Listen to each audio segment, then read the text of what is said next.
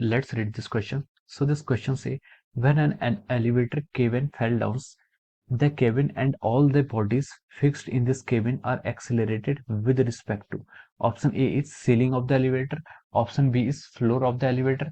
Option C is man standing on earth. And option D is man standing in the cabin. Okay, तो चलिए बच्चों, अब हम इस क्वेश्चन को स्टार्ट करते हैं। तो देखिए बच्चों, इस क्वेश्चन का हम की कॉन्सेप्ट यहाँ पर लिख सकते हैं। The key concept of this question can be written as. देखिए, इस क्वेश्चन में हमसे बोला है कि जब एक एलिवेटर क्या होती है, एलिवेटर केबिन गिर जाता है, तो जो केबिन होता है and all the bodies which are fix to the cabin are accelerated with respect to what, किसके रिस्पेक्ट में क्या रहते हैं, एक्सेलरेटेड रहते हैं। तो देखिए बच्चे, इस क्वेश्चन का आपका की कॉन्सेप्ट हम लिख सकते हैं, ठीक है, फ्रेम ऑफ रेफरेंस। ठीक है, इस क्वेश्चन का आपका की कॉन्सेप्ट क्या हम लिख सकते हैं, the key concept of this question is our frame of reference. ठीक है, इस क्वेश्चन को हम क्या करेंगे, फ्रेम ऑफ रेफरेंस के बेसिस पर क्या करेंगे, आपको सॉल्व करेंगे। So frame of reference is the key concept of this question. Okay, तो देखिए फ्रेम ऑफ रेफरेंस होता क्या है।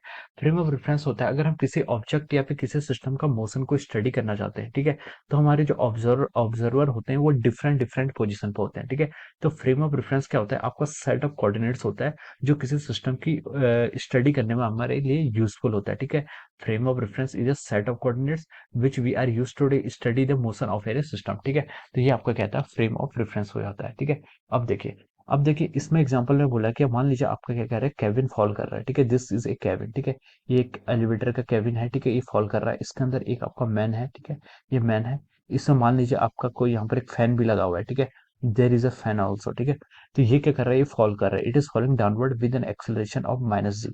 -g इसलिए क्योंकि डाउनवर्ड डायरेक्शन में फॉल कर रहा है। ठीक है, केबिन आपका ऐसे गिर रहा है। ओके, अब देखिए ये आपका ऑब्जर्वर वन है, एक लिफ्ट के अंदर पर्सन है, वो ऑब्जर्वर वन है। ठीक है, एक ग्राउंड पर एक दूसरा पर्सन है, मान लीजिए आपकी रोड है, यहाँ पर एक दूसरा पर्सन है। ठीक है, इस ऑब्जर्वर को मैंने क्या बोल दिया, O2 बोल दिया। ठीक है, तो देखिए इसने बोला है कि elevator falls down the cabin and all the bodies fixed in the cabin are accelerated with respect to. ठीक है, तो देखिए जब ये केबिन गिरेगा, ठीक है, तो इस पर्सन को लेगा, देखिए इस पर्सन की जो वेलोसिटी होगी, इस मान लीजिए इसकी जो वेलोसिटी है या फिर इस लिफ्ट का जो एक्सेलरेशन है, वही एक्सेलरेशन इस पर्सन O1 का भी होगा। ठीक है, O1 का भी क्या आपका होगा, वही एक्सेलरेशन होगा। ठीक है, और उस लिफ्ट लिफ्ट के अंदर जो आपका फैन है, फैन का भी एक्सेलरेशन सेम होगा जो लिफ्ट का है। ठीक है, तो यहाँ पर acceleration of the lift, acceleration of the fan and acceleration of this observer O1, इन तीनों का एक्सेलरेशन क्या हो जाएगा, सेम हो जाएगा।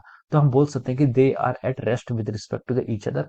और जो पर्सन O2 है, O2 आपका रेस्ट पर है, तो इसे आते हुए दिखाई देगा डाउनवर्ड डायरेक्शन में with acceleration of -g। -g acceleration में O2 को क्या दिखाई देगा कि लिफ्ट नीचे को आ रही है, यानी कि पर्सन नीचे को आ रहा है, यानी कि फैन भी नीचे को आ रहा है, कितने से, -g एक्सेलरेशन से। ठीक है, तो हमें देखना है कि हमसे पूछा गया था कि किसके रिस्पेक्ट में एक्सेलरेटेड सिस्टम होगा। ठीक है, तो देखिए अब हम यहाँ पर ऑप्शन से स्टार्ट करते हैं।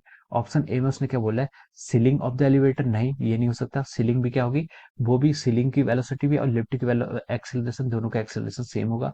बी में लिखा है फ्लोर ऑफ द एलिवेटर, तो ये भी आपका रॉन्ग हो जाएगा, फ्लोर भी आपका ऑफ द एलिवेटर भी आपका एलिवेटर का पार्ट है। सी में बोला कि man standing on the earth. ठीक है, जो पर्सन आपका अर्थ पर स्टैंड है उसके रिस्पेक्ट में ये पूरा सिस्टम क्या करता होगा, एक्सेलरेट कर रहा होगा इन द डाउनवर्ड डायरेक्शन। तो सी इसका राइट हो जाएगा।